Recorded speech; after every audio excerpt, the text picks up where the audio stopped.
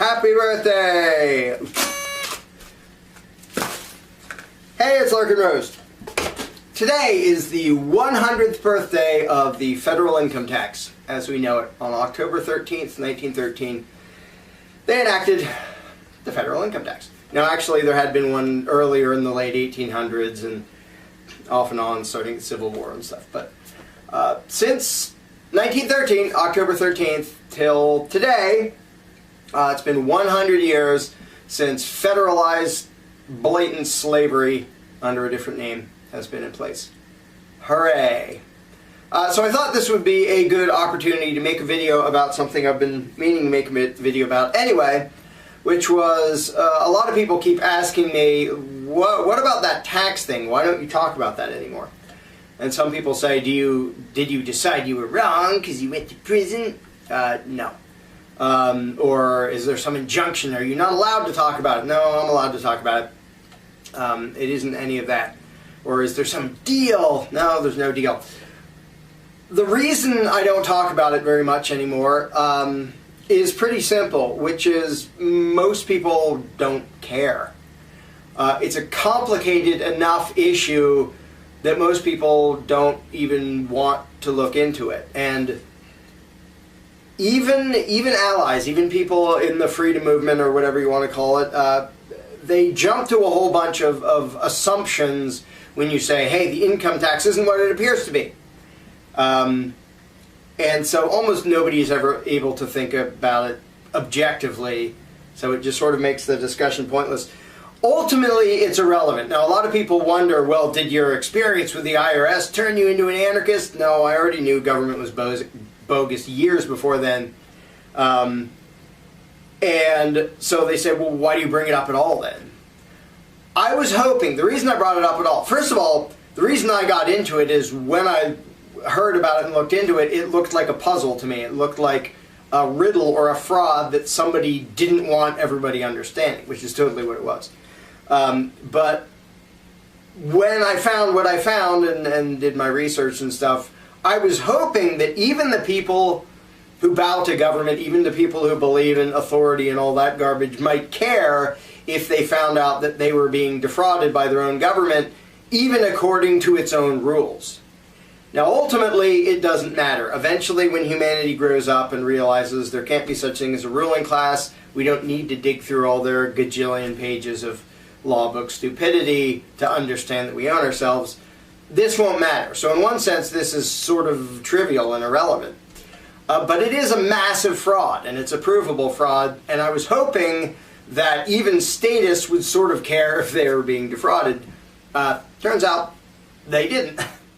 Trouble is, most people are really bad at analyzing evidence, especially evidence which conflicts with what they already think they know, with their paradigms and their assumptions.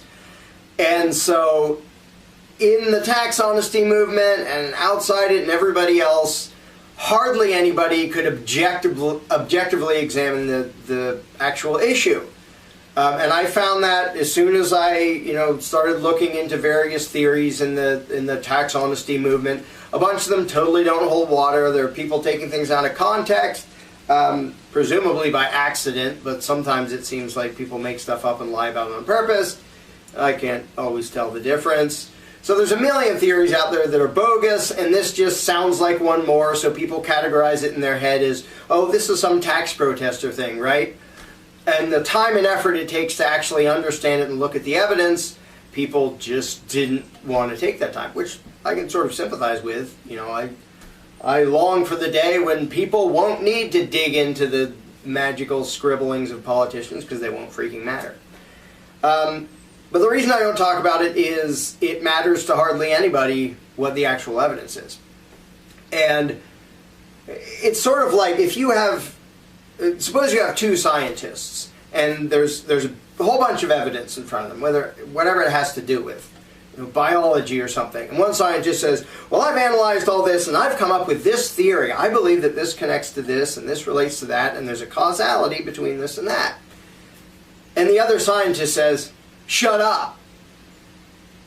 Now, which one do you think is the more persuasive argument?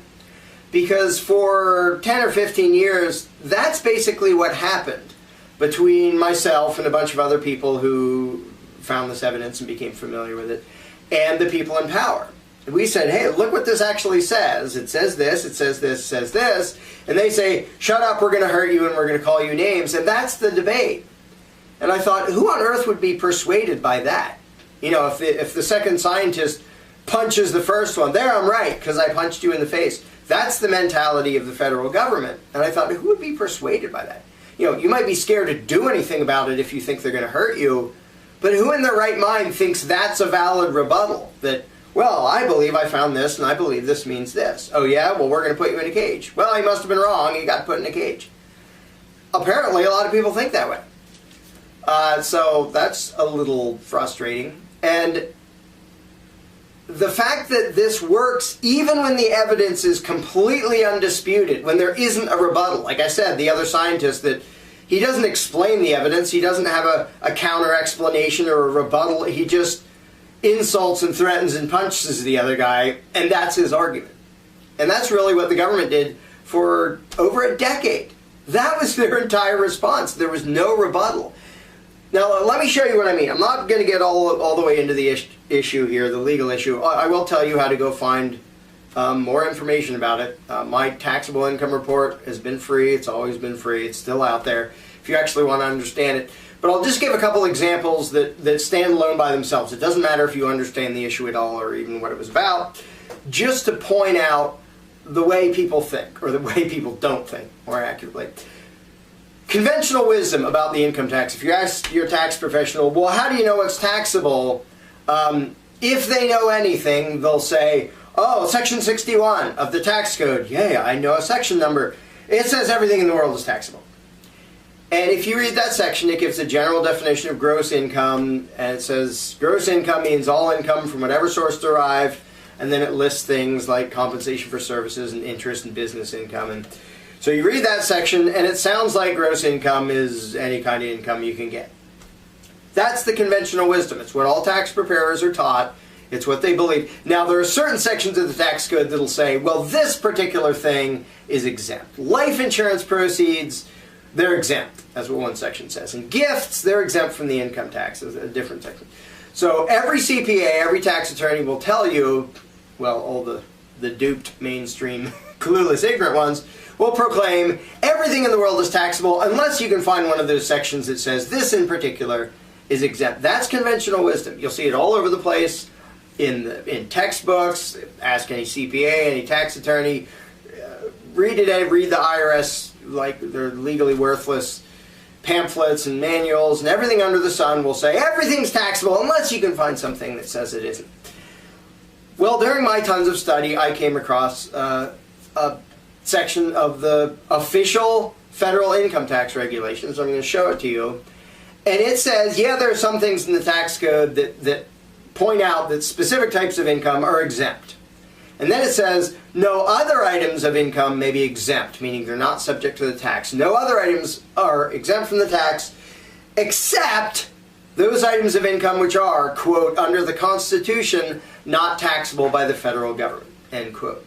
So these are the official executive branch regulations saying, in addition to the things that the tax code says, yeah, gifts, life insurance proceeds, those are exempt, something else is also exempt from tax. You're not supposed to report it, you're not supposed to pay taxes on it, because it is, to quote the Secretary of the Treasury, under the Constitution, not taxable by the federal government. Okay, that one line by itself, never mind if you understand anything else or know anything about the issue, that one line shows that every single tax preparer you'll talk to, except the weirdos who believe as I do, doesn't know what he's talking about. He's wrong.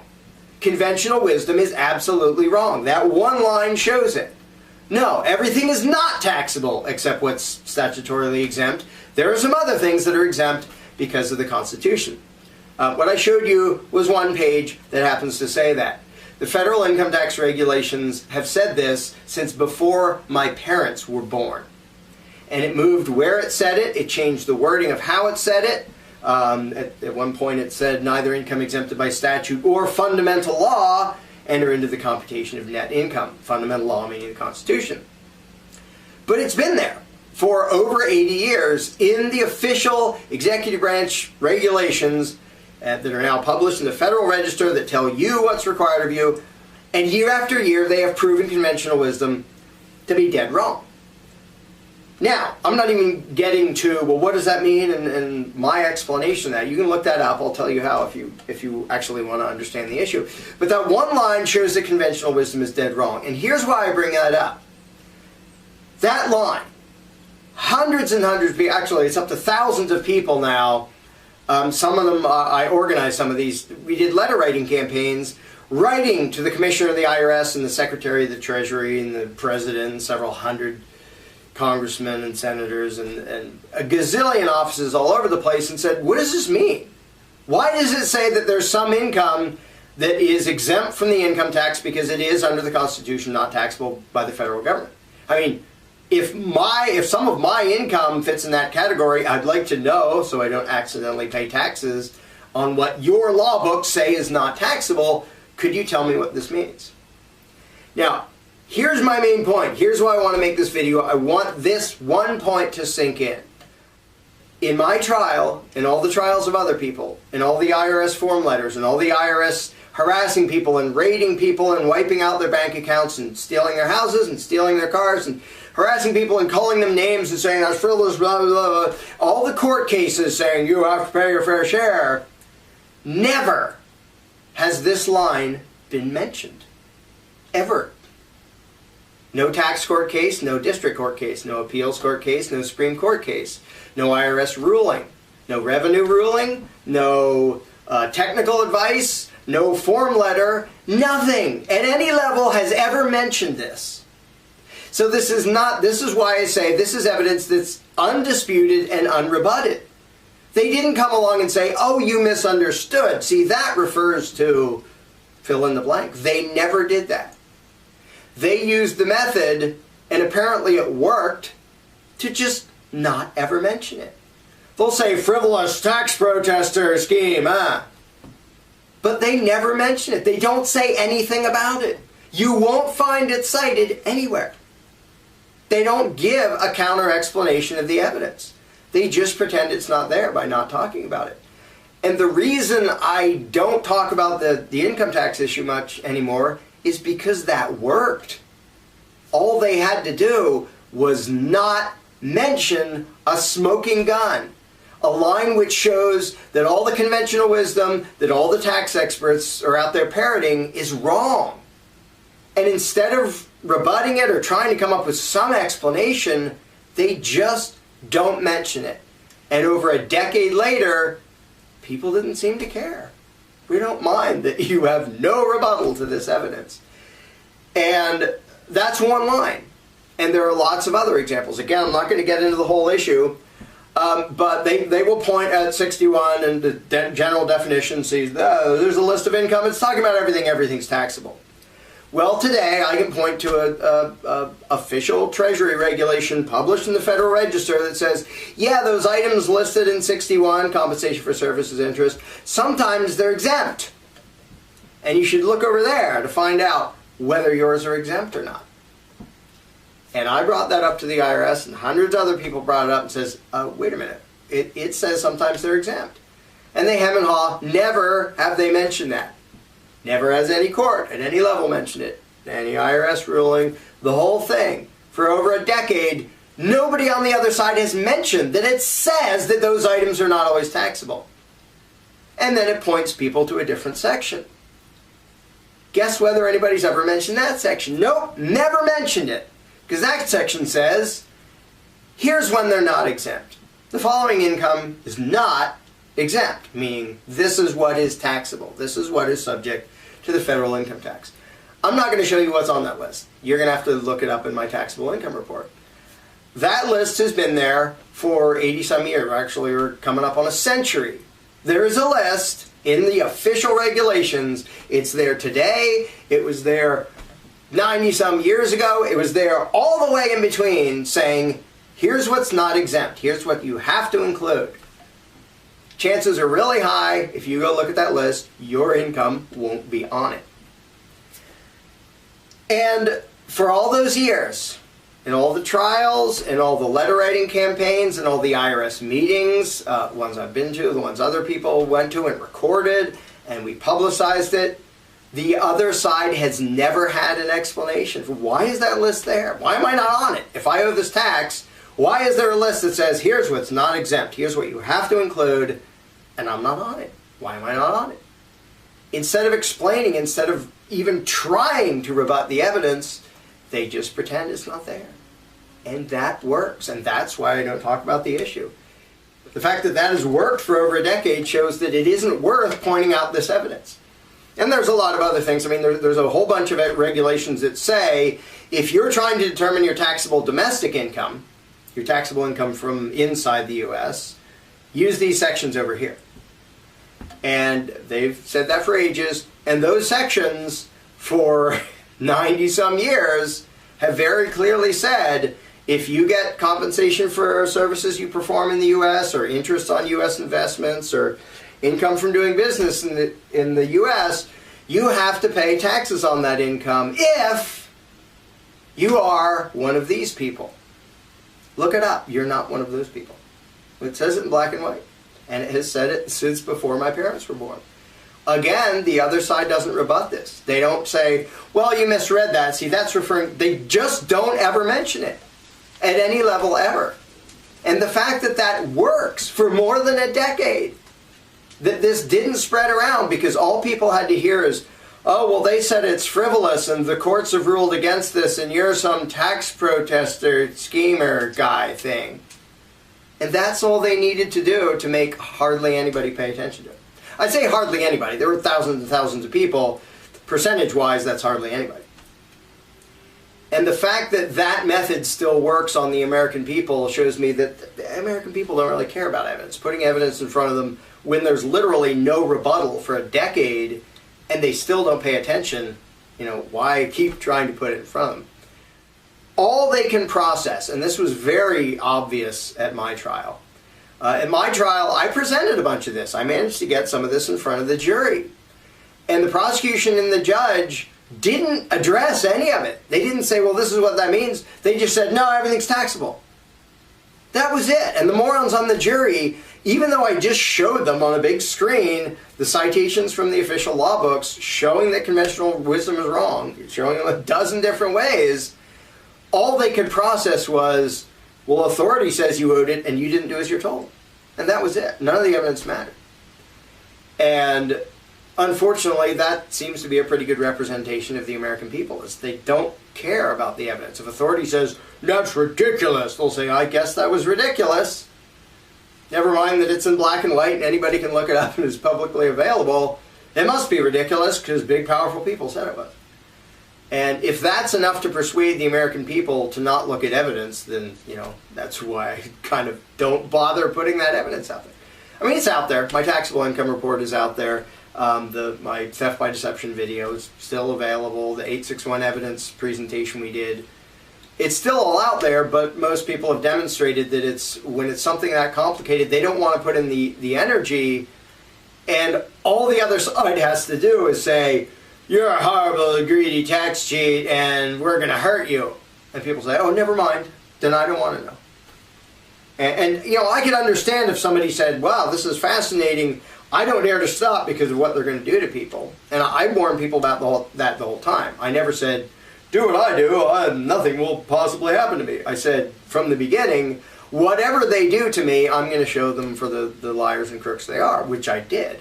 Would have been more fun to do that and get acquitted, but 12 complete imbeciles on a jury said, no, you didn't do as you told, you must be bad. Never mind that I just showed them the direct citations of law showing that the judge doesn't know what he's talking about, the prosecutor doesn't know what he's talking about. All the IRS agents that I got on the stand admitted they couldn't explain it, hadn't seen that, couldn't answer my questions.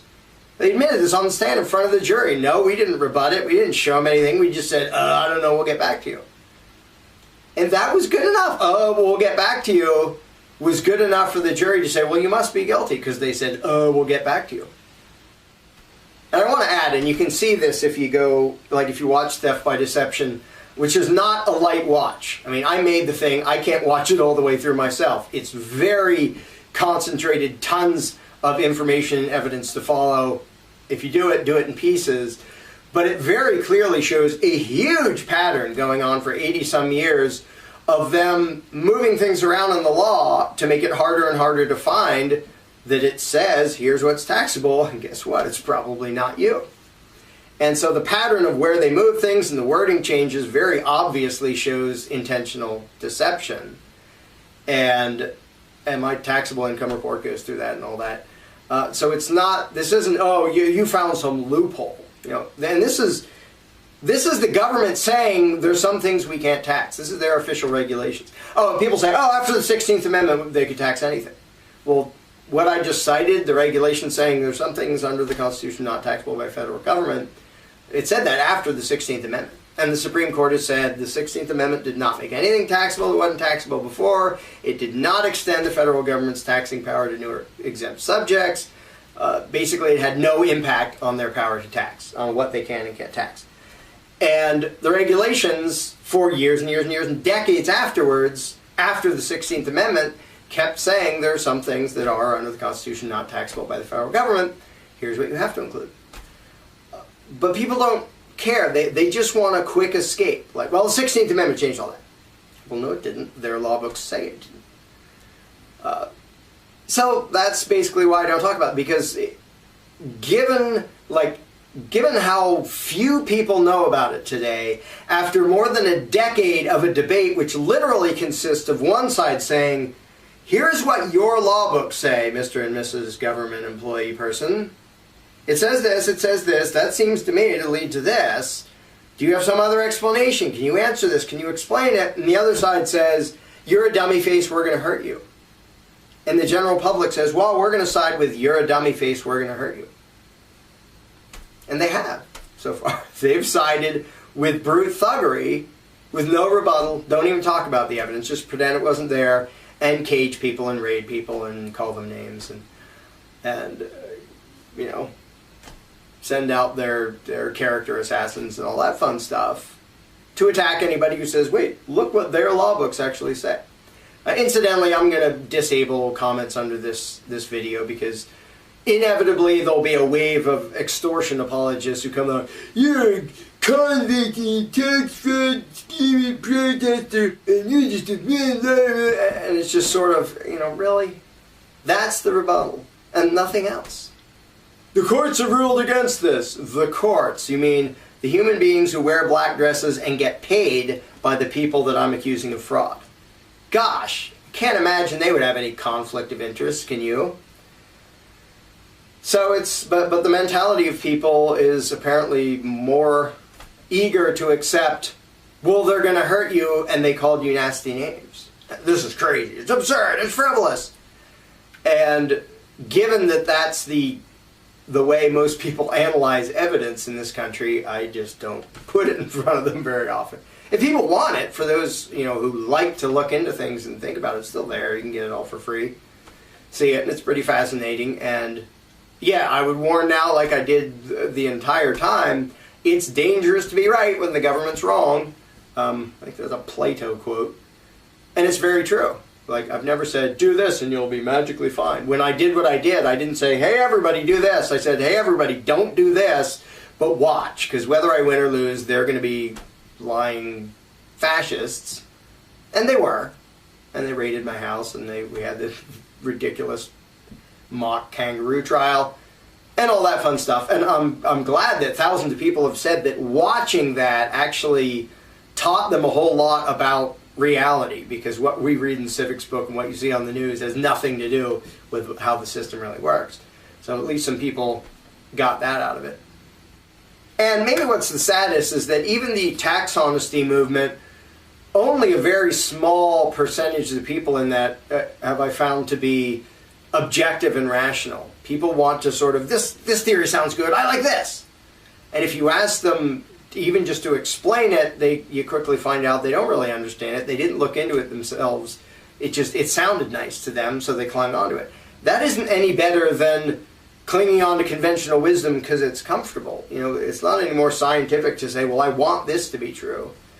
But the effort to look into this, because this was a very elaborate, intentional fraud, followed by a massive cover-up and deception, it does take a lot of effort to look into it, and most people don't have the time, especially when it sounds like there's no way that could be true anyway, so why take the time to look into it?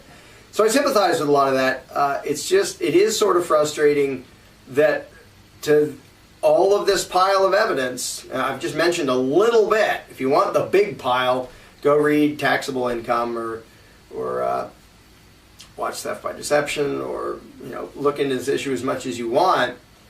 But it's pretty depressing that most of that evidence, all the other side has to do is never mention it, and then it just doesn't matter to most of the world. So that's what I talk about. Yes, I was absolutely right. I was right the whole time. I can totally prove it. The other side doesn't have an argument except, shut up, we're going to call you names, and then we're going to hurt you. If you consider that persuasive, then please don't ever pay attention to anything I say, because I sort of think evidence and logic determines truth, and punching people in the face doesn't. So that's why I don't talk about it. It isn't because I was wrong. I was absolutely right the entire time.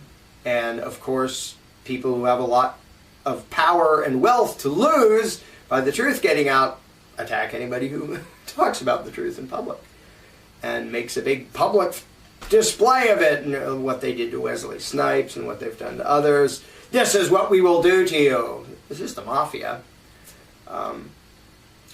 Federal mafia, as Irwin Schiff puts it. I disagree with some of his conclusions, but he's a fine example of, they basically gave him a life sentence for having an interpretation of the law that they don't like. That's who we're dealing with. And apparently that's enough to keep most people from looking at evidence.